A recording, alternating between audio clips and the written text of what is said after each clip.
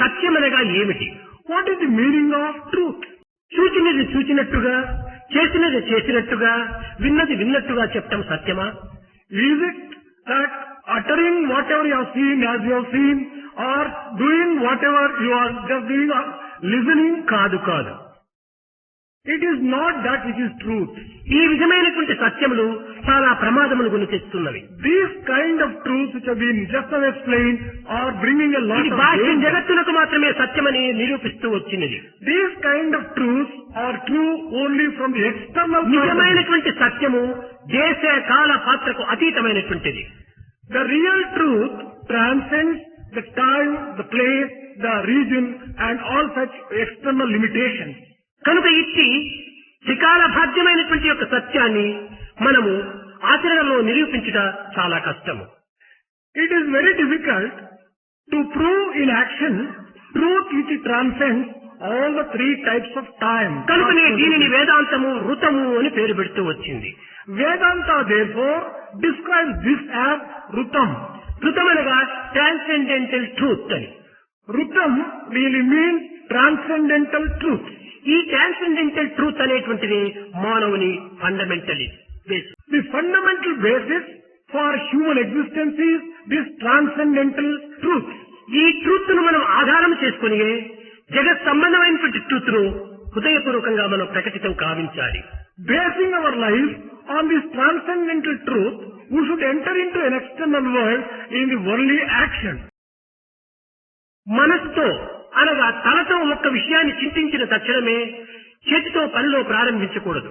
The moment you get a thought in your mind, you should not immediately plunge into action. ఇదే ప్రజ్ఞ. హృదయముతో దీనిని పరిశీలన గావించాలి. You have to discriminate and examine through your heart the correctness of it. ఈ thought సరైనదా కాదా? This thought, is it proper or is it improper? ఆచరించదగినదా ఆచరించతగనిదా అని విచారణ చేయాలి. Should it be worthy of practicing or should it be rejected? అప్పుడు ఈ యొక్క హృదయము సాటిస్ఫాక్షన్ తృప్తి అయినప్పుడే మనం చేతులతో ఆచరించడానికి ప్రయత్నించాలి. Only when the heart is satisfied regarding the desirability of the action, you should practice it. ఇది నిజమైనటువంటి విలువలు. This is correct value. అనగా తనతో మనం విచారించినటువంటి దానిని హృదయంతో దానిని పరిశీలన చేసి తదుపరి చేతితో మనం ఆచరించాలి. That means to say, whatever you have thought through your mind, you have to examine through your heart and then only carry it out with the help of your hand. ఇది విద్య యొక్క ప్రధానమైన అవసరం. This is the main purpose of true education. Human value అన్నారు, EHV అన్నారు. They say human value. EHV కాదు ఇక్కడ కావాలి. 3HV, head heart and hand. ఇది 3HV చాలా అవసరం. It is not EHV, it is 3HV, head, heart and hand. Values associated. తలతో మనం విచారించినటువంటి దానిని హృదయంతో పరిశీలన కలిపి చేతితో మనం క్రియలో ప్రారంభించాలి. Whatever you have thought of in terms of mind, you have to examine with the help of heart and then only carry it out with your hand. దీనినే వేదాంతము త్రికరణ శుద్ధి అని పేరు పెట్టింది.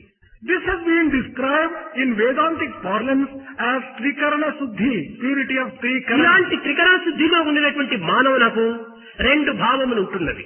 A person who is established in this Trikarana Suddhi will have two types of feelings. ఒకటి క్రియాభావము, రెండవది శాస్త్ర భావము. These two bhavams or feelings are Kriya Bhavam and Shastra Bhavam. ఈ క్రియాభావం అనేటువంటిదే చాలా అధికమైనటువంటి శక్తిలో ఉంటున్నది. This Kriya Bhavam has to be given a lot of importance. Artistic sense and scientific sense. These two may be described as artistic sense and scientific sense. Scientific sense కంటే artistic sense మాత్రం చాలా అధికంగా ఉంటుంటుంది.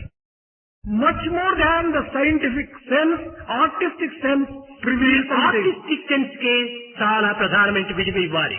We have to give a lot of importance to this artistic sense. దీనినే భావము అన్నారు.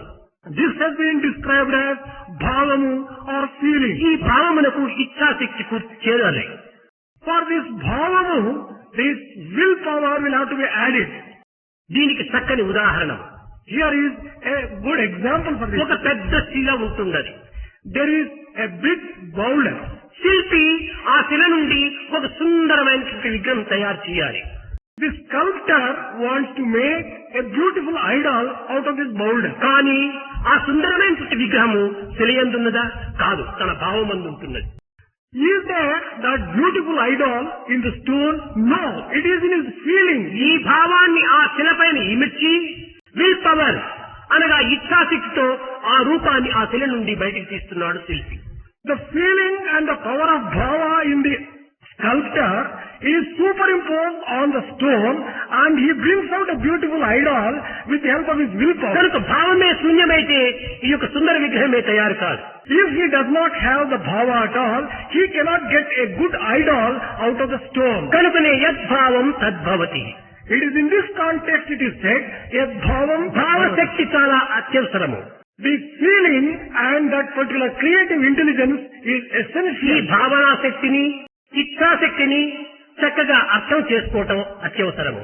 It is essential to understand the power of thought and also the power of action and a combination of these two. ఈ రెండింటి యొక్క సమ్మిళితమైనటువంటి యొక్క ప్రజ్ఞను మనము అనుభవించాలి.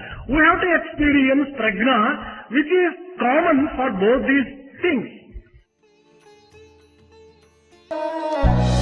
समस्त लोक